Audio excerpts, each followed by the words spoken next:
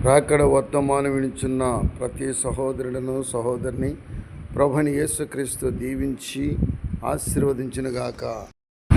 ఈరోజు అంశము జ్ఞానము. జ్ఞానము అనే అంశమే దేవుడు మనతో మాట్లాడుచున్నాడు.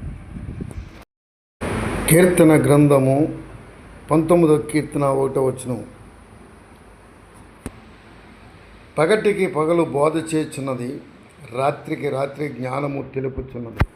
ప్రియమైన సహోదరుడా సహోదరి, పగటికి పగలు బోధ చేయుచున్నది, రాత్రికి రాత్రి జ్ఞానము తెలుపుచున్నది. రాత్రికి రాత్రి జ్ఞానాన్ని తెలుపుచు జ్ఞానాన్ని ఇస్తుంది.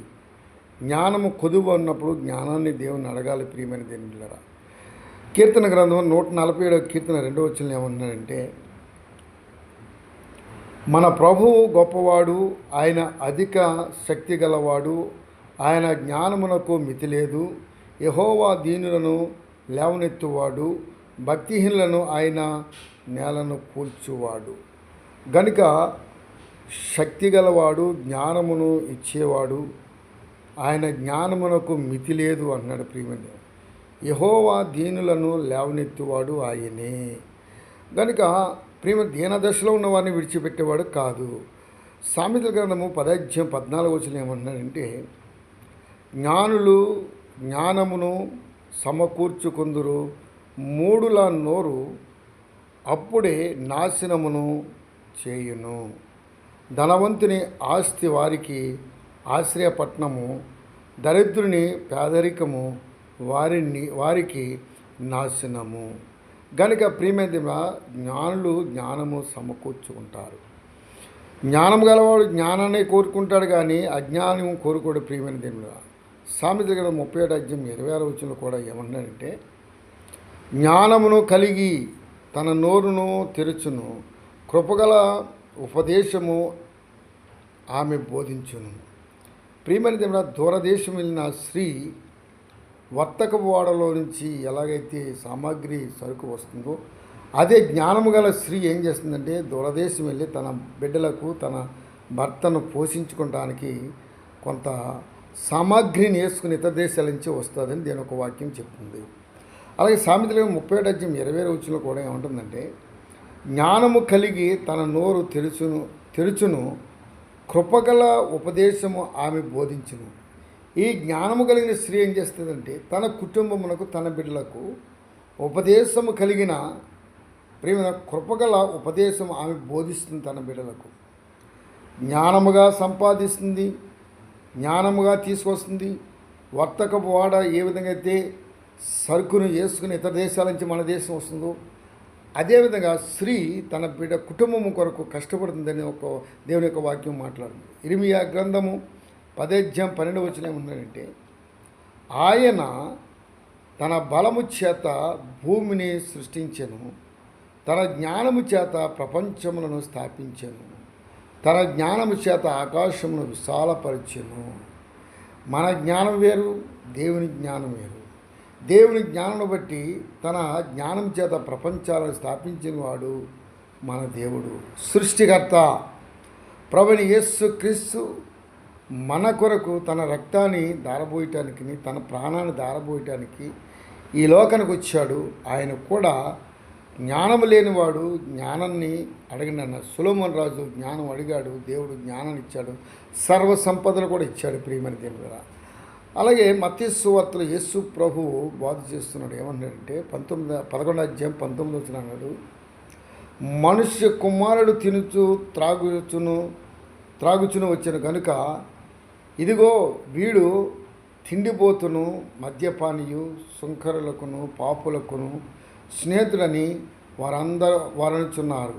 ఆయనను జ్ఞానమని దానిని కొనసాగిస్తారు. ప్రియమైన దేవుడా, కొరింథీ పత్రికలో 1 కొరింథీ పత్రిక 8:1 వచనం ఏమన్నాడంటే, విగ్రహములకు బలిగా అర్పించిన వాటిని బలిగా అర్పించిన వాటి విషయము మనమందరమును జ్ఞానము గలవారమని ఎరుగుదుము. జ్ఞానము ఉప్పొంగజేయను కానీ ప్రేమ క్షమాభివృద్ధి కలుగజేయుచున్నది. మనం ప్రేమ కలిగి ఉండాలి, జ్ఞానము కలిగి ఉండాలి. ఈ లోకంలో నడుస్తున్న మనము, ఈ లోకంలో జీవిస్తున్న మనము జ్ఞానంతోనూ ప్రేమతో తెలివిగా ఉండి ముందుకు సాగలి దేవుని ఒక వాక్యం చెప్తుంది. కొరింథీయులకు రాసిన పత్రిక 2 కొరింథీ పత్రిక 4:5 అన్నాడు, అంధకారంలో నుండి వెలుగును ప్రవేశించును గాక, అంధకారంలో వెలుగు ప్రవేశించును గాక అని పలికిన దేవుడే తన మహిమను గూర్చిన జ్ఞానము యేసుక్రీస్తునందు వెల్లడిపరచుటకు మా హృదయములలో ప్రకాశించెను. దేవుడు యేసుక్రీస్తు అపోస్తుల యొక్క హృదయాలలో దేవుడు ప్రకాశించాడు.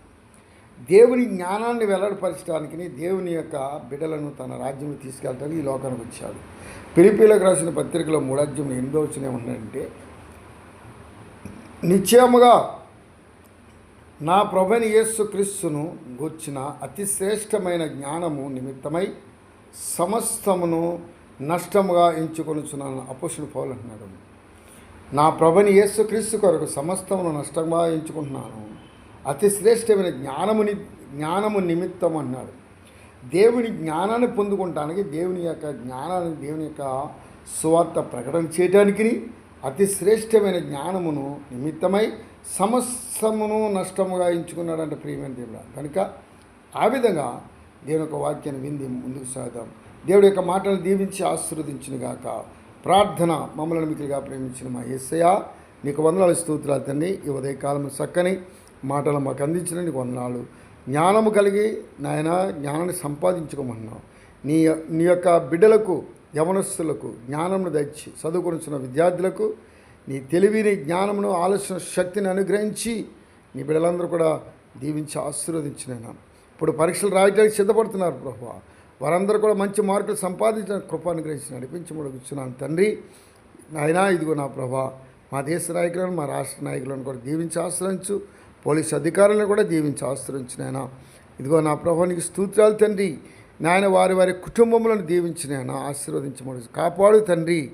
అలాగే రోడ్ల మీద ప్రయాణించేస్తున్న బిడ్డలకు నాయన, బస్సుల మీద, ఆటోల మీద, అదే నాయన లారీల మీద, మోటార్ సైకిళ్ళ మీద, కారుల మీద ప్రభా నీకు స్తోత్రాలు తండ్రి.